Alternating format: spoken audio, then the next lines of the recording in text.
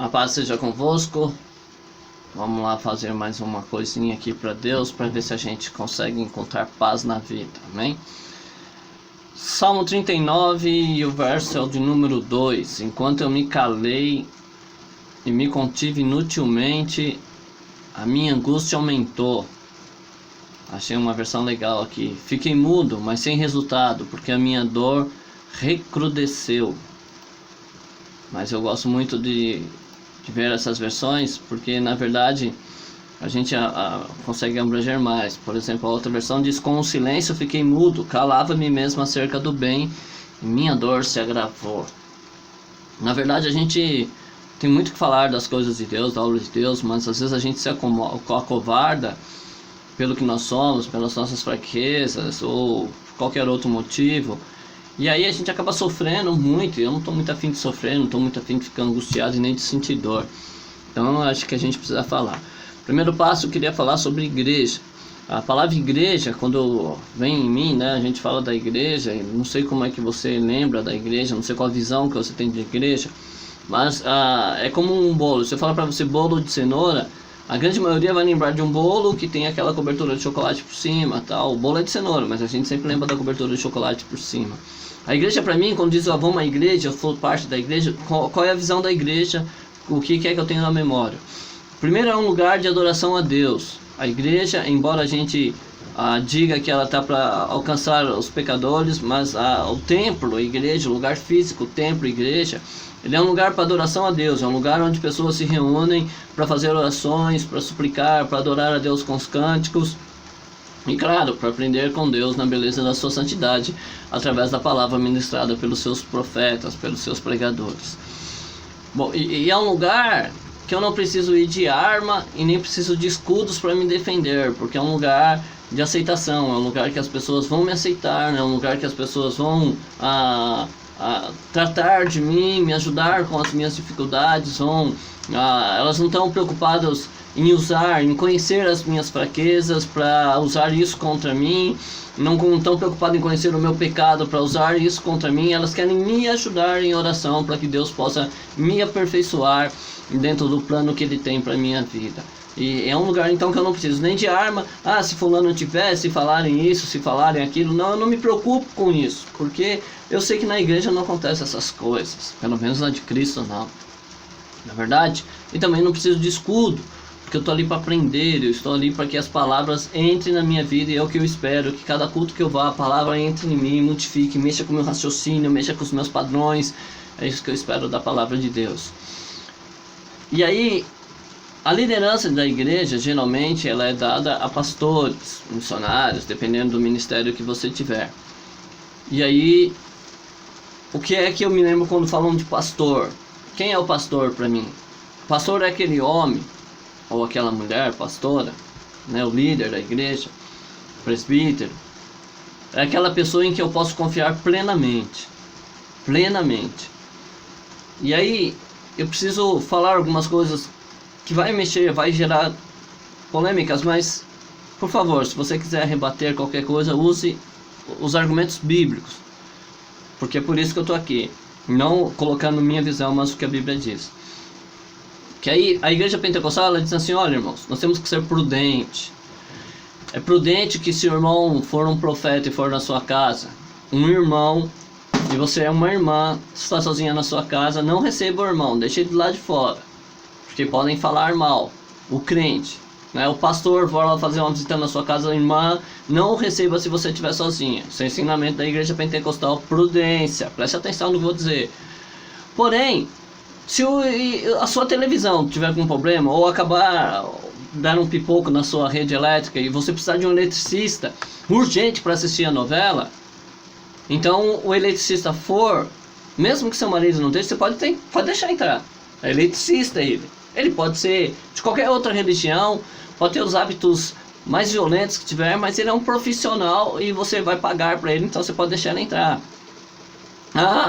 Se for um técnico de informática, seu computador para assistir o vídeo aqui, né, deu problema, bem na hora que estava assistindo, espera não, daqui a pouco ele vem, e você pode deixar ele entrar. O medidor de água, o medidor de luz, você só não pode deixar entrar o crente. O crente é que você não pode deixar entrar na sua casa. E aí, então, o que ensinam é que o crente não tem valor nenhum.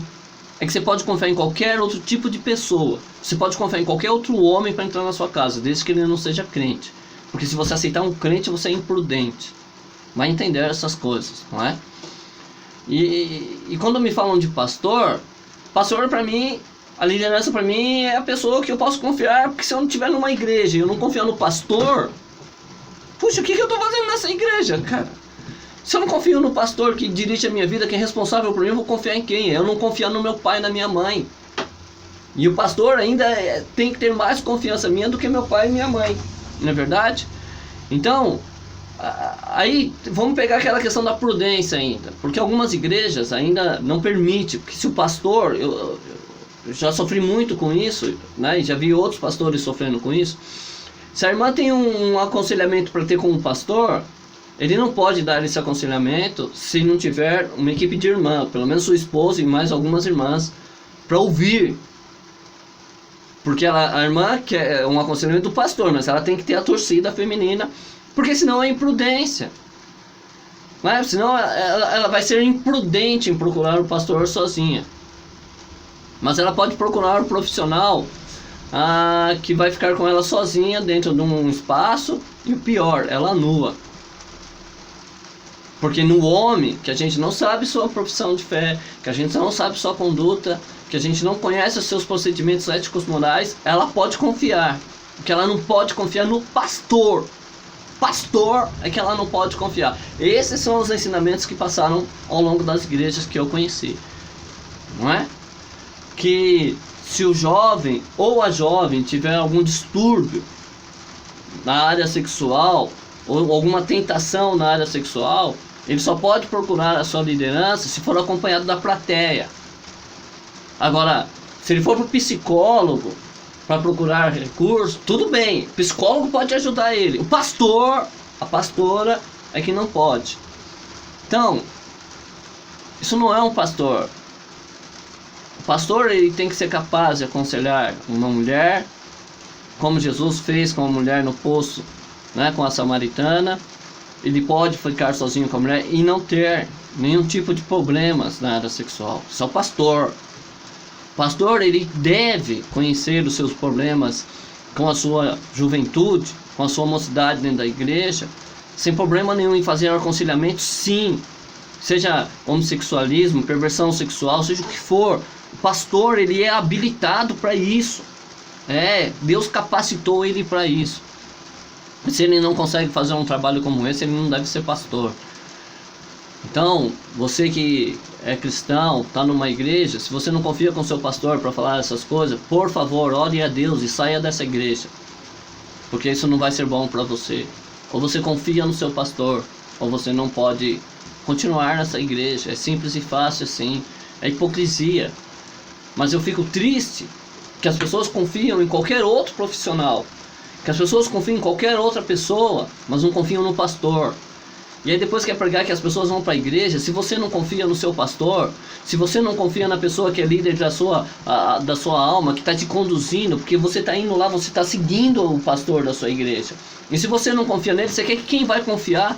Você quer que a pessoa que está sofrendo vá procurar a igreja para quê? Se você mesmo demonstra que não confia nele, se você mesmo demonstra que ele não é capaz, que ele não é hábil para isso, pensa um pouco nos seus ensinamentos, pensa um pouco no que você está pregando.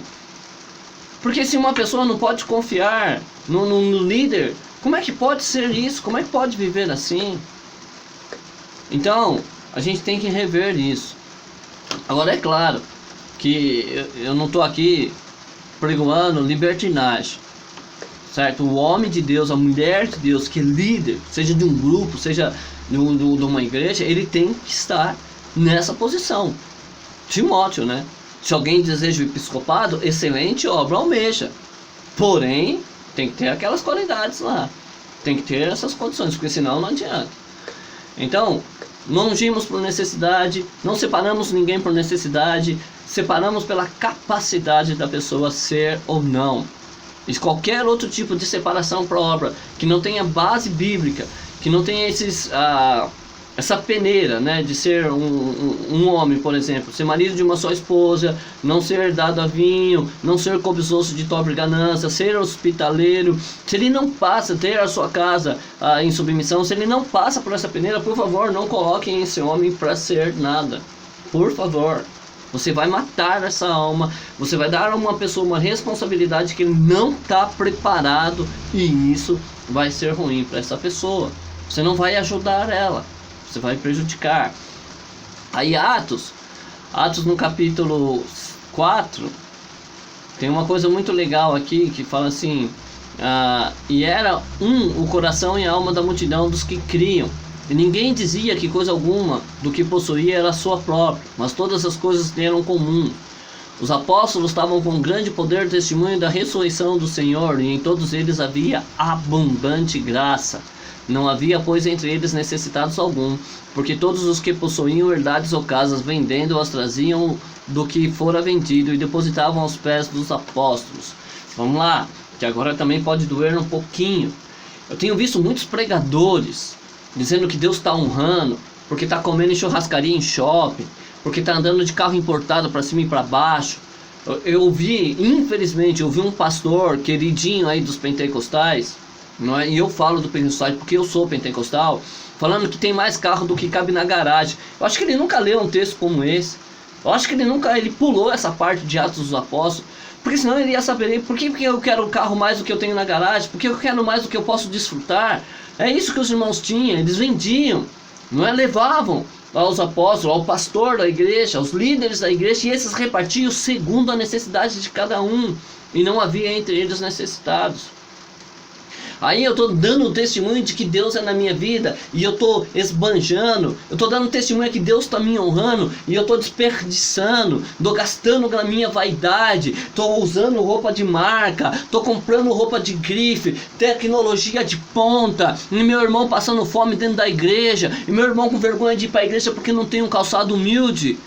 Gente, vamos lá, servo de Deus, vamos prestar atenção nessas coisas. Não é? Já ouvi falar, e isso não acontece na igreja de Cristo, deve ser numa igreja em algum país distante do Brasil, sobre desfile de moda na igreja, que as pessoas ficam competindo. Que é isso? Não existe, na igreja evangélica não existe isso. As mulheres se vestem com toda a modéstia, não é verdade? Não tem competição, não existe. Pregador não fica usando roupinha que vai chamar a atenção, mostrando etiqueta para ver valor. Não, isso não é da igreja de Cristo, isso não existe. Isso existe em qualquer igreja do inferno, na de Cristo não. Esses testemunhos precisam ser revistos, gente. Deus honra sim, e eu vou dizer que Deus quer te dar muito, mas Deus quer que você partilhe isso. Deus quer que na igreja dele não tenha necessitado. Enquanto uns esbanjam, outros passando fome. Que isso? Isso não é o evangelho de Jesus, não é? Isso é um evangelho de qualquer outro ser aí que não é Jesus Cristo. Então a gente precisa ver isso, não é? O que falta na igreja no Brasil, ou naquele paizinho distante do Brasil, é uma comunhão verdadeira. É eu ir para a igreja e pensar no bem-estar da comunidade. A comunidade evangélica que hoje não existe, né? Porque se a pessoa tem necessidade, eu aconselho ela a procurar outros órgãos que não são evangélicos. Não é verdade? É verdade. Há muito tempo, eu trabalhava com pessoas com dependências químicas. E aí me ligavam e diziam assim: olha, Alexandre, será que você conhece alguma casa para um irmão necessitado? Que o filho está com dependência química, o pai está com dependência química, até é o alcoólatra, você pode ajudar? E aí eu esquecia que Tiago diz assim: olha, que se você não for fazer alguma coisa, não vai falar de Deus, não vai dizer que Deus é bom se você não está disposto a fazer nada para se envolver com o problema. Não faça isso, coisa mais hipócrita isso. Fala que Deus vai ajudar, Deus vai fazer, se você tem condição de fazer e não faz, então por favor, fique quietinho, não vai fazer, fique quieto. Não vem pregar coisa que você não está disposto a confirmar isso pelas suas atitudes, ok? Então, e aí eu tinha que ficar quieto. Ou então sabe o que eu tinha que fazer? Procurar outros órgãos não evangélicos para poder encaminhar. Por quê? Porque os órgãos evangélicos tudo custa. Eu sei que é caro ter uma casa de recuperação. Eu sei que precisa ter investimento, sim. Mas se não vai fazer, pô, a gente pega morador de rua. As pessoas falam, Alexandre, você tem que ir pra rua pregar o evangelho. Eu vou pra rua pregar o evangelho e vou colocar aquelas pessoas que me pedem ajuda onde? Eu não tenho condição. Eu vou tirar uma pessoa da rua e vou levar pra onde? Pagar R$1.000 numa casa de recuperação? Eu não tenho. Se eu tivesse, Deus sabe que eu faria isso. Eu não tenho condição. Mas se eu tivesse, Deus sabe que eu faria. Agora, a igreja precisa tomar conta disso. A instituição, a comunidade evangélica precisaria fazer isso. Ser o abrigo dessas pessoas. Sabe? Ter coisas em comum. Em vez de ficar investindo em programas de rádio e televisão milionários, aí diz que gasta 300 mil para ficar com manter. 300 mil, se ele me dá o dízimo disso daí, eu consigo salvar muitas vidas. Por quê, gente? Só para manter um programa de rádio e televisão? Não, eu prego o evangelho da forma antiga, de porta a porta. Eu prego o evangelho saindo, andando por aí, e muda a história do bairro que eu moro. Em 30 mil mensais. Você pode ter certeza, se você que tiver os 30 mil e quiser fazer uma aposta comigo, me dê um ano de trabalho, você me fornecendo 30 mil, você vai ver se eu não ganho metade do bairro que eu moro aqui para Jesus Cristo. Agora o problema é que a gente gasta com vaidade demais. E Jesus precisa chamar a nossa atenção para nós atentarmos para essas coisas. Para que a gente precisa fazer a obra de verdade, investir em vidas, que é o que Jesus deseja de nós, não é? E aí uma outra coisa que eu preciso falar, eu não vou me preocupar com o tempo do vídeo, ok? Eu sei que pode ficar grande, mas eu preciso falar, eu não vou me calar, ok? Presta atenção aqui que a gente tem em Tiago, capítulo 5, verso 14, um versículo que todo pregador gosta de pregar, de Tiago. Está alguém entre vós doente, chame os presbíteros, dirigentes da igreja, e orem sobre ele, ungindo com azeite em nome do Senhor. A polêmica sobre quem deve ungir ou não é isso que eu quero falar hoje. E a oração da fé salvará o doente. O doente vai ser salvo. Ele vai ficar livre da enfermidade. O Senhor o levantará, e se houver cometido pecado, serão perdoados. Olha só que bacana isso, né? Todo mundo quer orar e milagre. Isso deve acontecer na igreja de Cristo. A cura pelo poder do Espírito Santo deve acontecer. Sabe, a gente vê muitos pregadores se dedicando ao ministério da cura, e seria bom que todos se dedicassem, porque os sinais seguirão que crerem. Você quer dizer para mim que você crê, e eu posso perguntar para você, cadê o sinal que Deus falou que ia estar na sua vida? Como você pode perguntar para mim, Alexandre, cadê os sinais que Deus falou que ia fazer na vida daqueles que temem a Ele, na vida daqueles que acreditam nele? Alexandre, cadê os sinais? Mostra os sinais, ou pelas palavras do próprio Tiago, mostra-me a tua fé sem as obras, e eu vou mostrar as minhas pelas obras. Simples, fácil, para todo mundo entender. As pessoas aqui não querem, a verdade é essa. Entendeu? Mas eu quero ler um outro versículo, continuação do texto que nós lemos, que diz assim: confessai as vossas culpas uns aos outros, e orai uns pelos outros, para que sareis. A oração feita por um justo pode muito em seus efeitos. Confessai as vossas culpas uns aos outros, orai uns pelos outros, para que sareis. Sabe por que a igreja hoje é uma igreja doente? Sabe por que a igreja hoje vive sofrendo enfermidades? Sabe por que nós estamos aí apanhando dessas enfermidades? Primeiro, é o pecado oculto, é o pecado que não é confessado, é o pecado que nós escondemos da igreja. Ah, mas você pecou contra Deus? Sim, eu pequei contra Deus, devo pedir perdão a Deus, mas tem pecado que é contra a igreja, e a igreja tem que ser comunicada sobre isso. Mas hoje,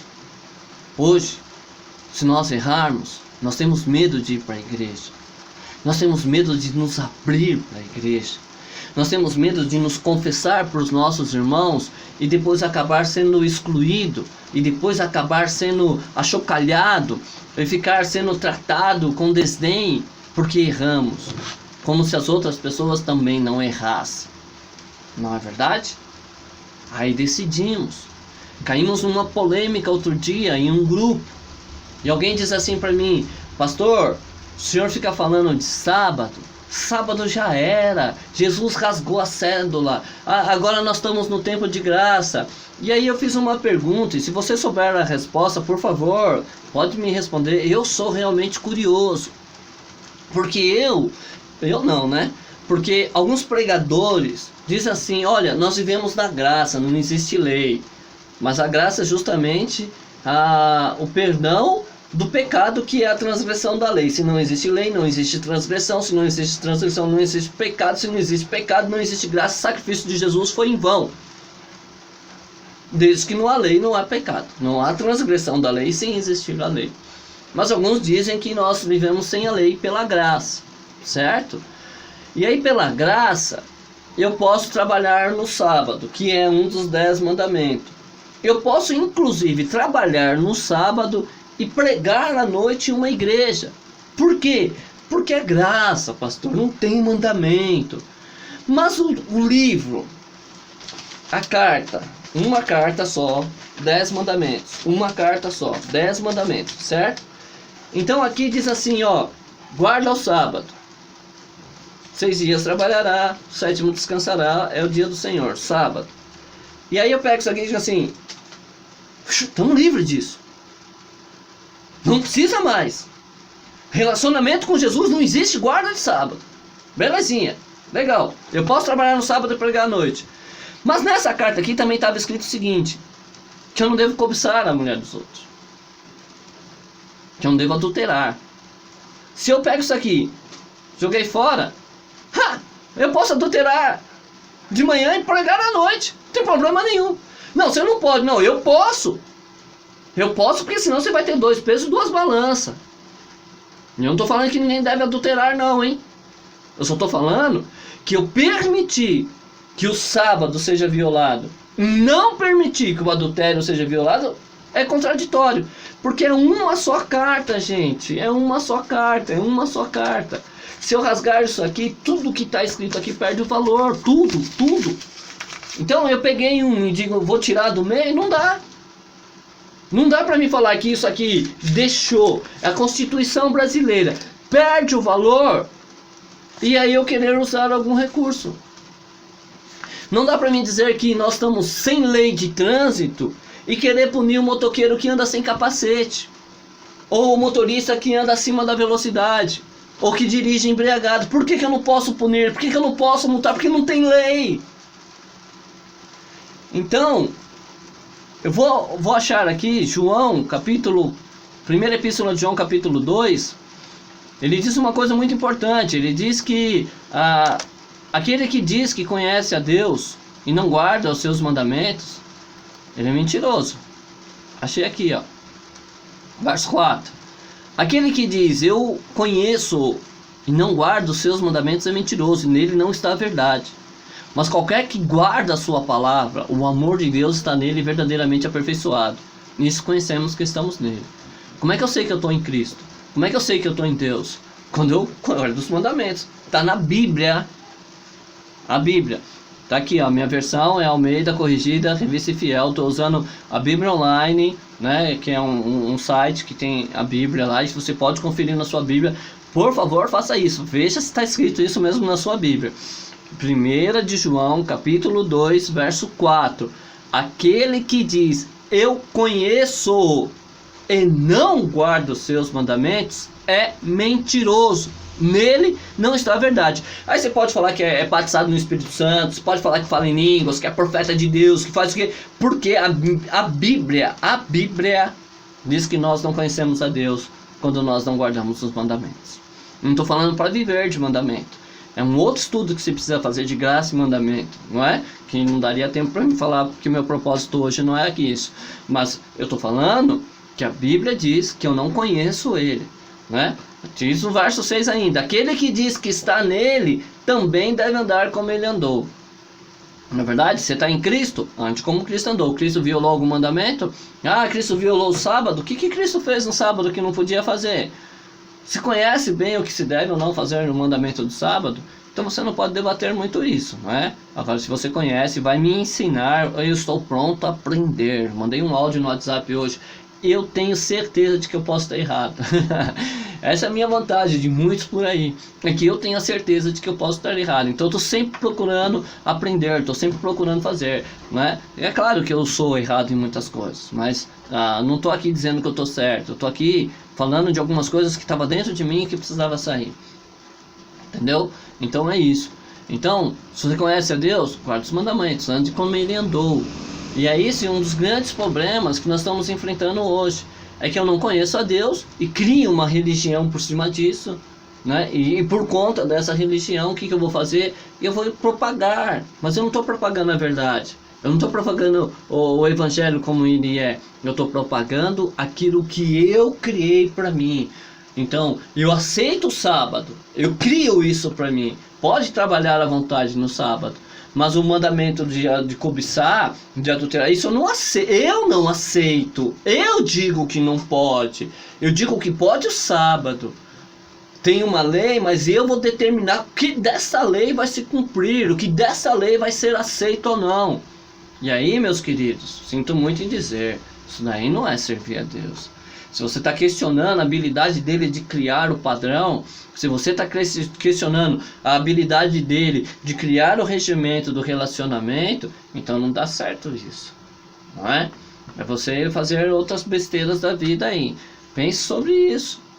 Pense, eu preciso falar disso. Você pode estar achando que é um servo de Deus, você pode estar achando que é um homem cheio do Espírito Santo de Deus, e você vai descobrir que você não tem nada de Deus, porque você nem conhece Ele. Como é que você pode ter de uma pessoa que você nem conhece? Difícil, não é difícil? Vá conhecer Deus primeiro. Vá conhecê-lo. Tire um tempo para ler Bíblia. Tem pessoas que aprenderam 2 versículos, quer dar lição de moral nas pessoas. Não é isso não, vai estudar Bíblia. Não estou dando lição de moral em ninguém não, mas eu li alguns versículos, né? mais que dois versículos eu conheço mais de 2 textos, e por isso que eu vim falar aqui, é porque esses conhecimentos desses 2 textos, eles me deixam vendo o que está acontecendo hoje, e que realmente não tem como falar, né? Não tem como aprovar isso. Até porque uma das coisas que eu aprendi muito cedo na minha vida religiosa, do cristianismo, é o seguinte: não seja precipitado em dizer santo é. Para ter o aval de santidade eu preciso julgar, analisar a árvore, ver que fruto está dando, para depois dizer que é santo. É uma coisa que Jesus mandou eu fazer, não vem me criticar por isso não. Pode me chamar de frio, de o que quiser, mas é uma prudência, isso sim, uma prudência bíblica. Eu tenho que ver os frutos antes de dizer que a árvore é, para não correr o risco de errar. Então, eu precisava falar dessas coisas para vocês, ok? Não sou melhor que ninguém, não sou certo o suficiente para nada, mas a verdade é isso. Você quer uma igreja verdadeira, sarada? Você quer que Deus estenda suas mãos sobre você para testificar as palavras da sua boca com sinais, prodígios e maravilhas? Então preste atenção no que eu vou dizer. Conheça a Deus, pratique a verdade. Pare com essa soberba de achar de que você paga preço, que Deus deve fazer por você, porque primeiro você não paga nada, o preço foi pago lá na cruz. O grito que foi dado está consumado. É isso sim, Ele consumou, Ele pagou o preço por mim e por você. Ninguém paga mais preço, você aceita. É claro, você tem que ter uma disciplina de vida. É claro, você tem que viver diferente do que o mundo vive, mas isso não é pagar preço, isso é conduta. É uma outra questão que também a gente pode entrar nesse tema depois se você quiser. Mas a verdade é essa: ninguém paga preço de nada. Porque em 1 Crônicas, capítulo 7, verso 14, diz que se esse povo que chama pelo meu nome, veja só as condições, primeiro é se humilhar. Porque tem muita gente achando que pode, que faz e que acontece, mas se Deus tirar da misericórdia, se Deus tirar o Espírito, não faz nada. Entendeu? E você pode fazer muitas coisas sem o Espírito de Deus. Você conhece texto bíblico, você pode pregar, você conhece línguas estranhas, sabe até falar, tem até costume de falar, você pode fazer, você tem revelamento, e a própria Bíblia é revelação. Eu posso dizer para qualquer pessoa: olha, se você orar, Deus vai responder a sua oração. Olha, Deus está mostrando aqui que você está orando e Deus vai responder. Eu não preciso receber essa revelação de Deus de uma forma espiritual, porque isso está na Bíblia. É promessa de Deus. Clama e responder-te-ei. Não precisa ter uma revelação espiritual para isso. Na verdade, eu posso profetizar na sua vida, dar e ser-lhe-á dado, e ninguém precisa, o Espírito Santo não precisa trazer essa revelação. Alexandre, profetiza sobre alguém que se alguém der vai ser dado. Não, está na Bíblia. Dá e ser-lhe-á dado. Então você pode fazer muitas coisas sem o Espírito Santo. Mas você não pode dizer que conhece a Deus sem guardar a sua palavra. O que você não pode é dizer que a palavra de Deus pode ser invalidada, porque isso não é aceito. Em qualquer pessoa que esteja seguindo um pregador que diz que a palavra de Deus pode ser anulada em qualquer ponto dela, então esse pregador é mentiroso e você, um cego, só pode conduzir o outro para o abismo. Abre seus olhos que você está indo para o abismo aceitando essas coisas na sua vida como verdade de Deus. Amém?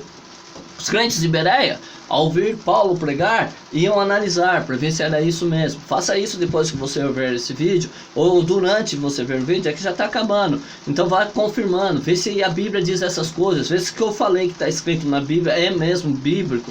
Não aceite, não é porque eu estou falando que eu acho que tem que aceitar, não. Eu acho que você tem que examinar as escrituras, tem que conferir para ver se está escrito mesmo. Não é? Senão a gente começa a contar um monte de coisa, um monte de lorota, e as pessoas vão dizendo, né? É o pregador que prega, olha, o maior presente de Deus é o livre-arbítrio. E aí ele vai profetizar para a irmã e diz assim, olha irmã, Deus manda te dizer que querendo ou não querendo, seu filho vem ou pelo amor ou pela dor. Cadê o livre-arbítrio que ele pregou? Não tem escolha? Mas livre-arbítrio não é o poder de escolher? Olha que contraditório isso, olha que maluco isso. Então, não tem coisa que não existe na Bíblia.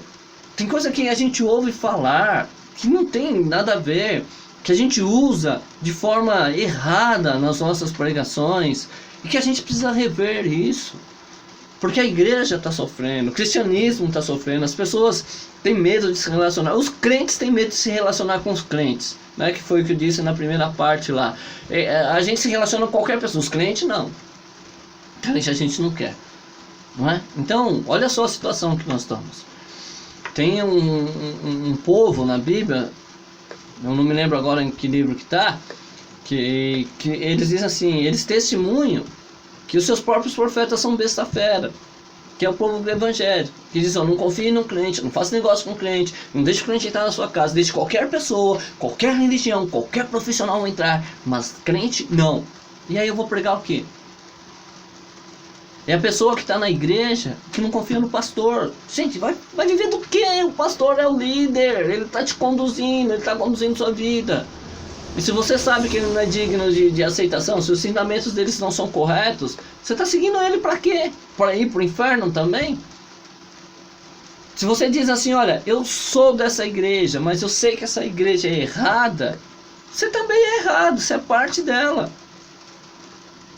Eu tô lá naquela igreja pela misericórdia, porque ali tá tudo errado. Você tá erradíssimo, muito mais do que eles, porque você pensa que viu erro, mas você não viu nada. Você tá envolvidinho, parceirinho ali, ó. Vai pro mesmo lugarzinho deles depois no final do julgamento.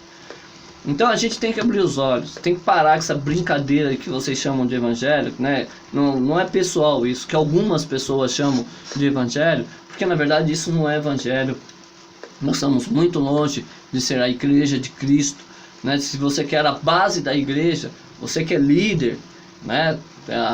Assim, a intenção não é ofender ninguém, é chamar a gente para refletir na Bíblia, mas você que é líder, você que é pastor, presidente de ministério, ou que faz parte do presbitério, que tem poder de decisão na sua igreja, pense no seguinte, um dia vai ser pedido conta do que você está fazendo com as ovelhas de Cristo, dos ensinamentos que você está dando, do que você está aceitando dentro da sua igreja.